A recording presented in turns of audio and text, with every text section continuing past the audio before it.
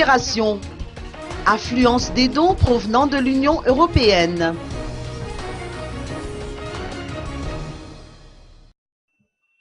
Une délégation de l'Union européenne, conduite par Andris Piebalgs, commissaire européen en charge du développement, est actuellement dans nos murs.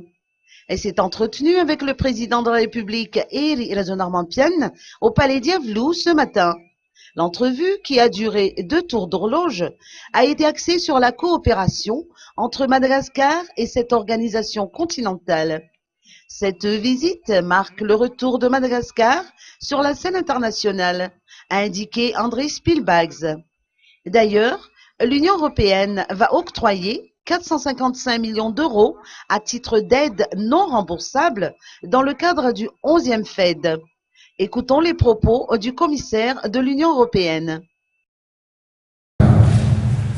Et cette visite symbolise plus que seulement une visite ici. Ça symbolise le retour de Madagascar au sein de l'international après une longue période d'isolement. Je veux aussi féliciter M. le Président avec cette réussite. C'est aussi vrai que pendant le travail de suspension de notre population directe, nous avons aussi mobilisé des moyens et nous avons mobilisé plus de 300 millions d'euros pour quelques questions sociales. Juste un exemple, pour assurer l'accès aux services de santé à plus de 9 millions de Malgaches. J'ai aussi demain on va aller inaugurer les travaux de la route RN8 à Morantava. J'ai aussi l'intention de visiter les autres projets, c'est-à-dire dans l'éducation, l'agriculture, mais de grandes espérances maintenant et pour des réunions de coopération.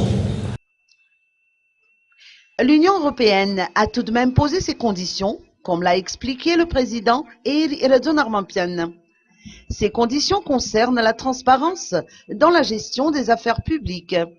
À travers ce financement, l'Union entend soutenir le développement économique et la création d'emplois qui devraient avoir des impacts directs sur le niveau de vie de la population.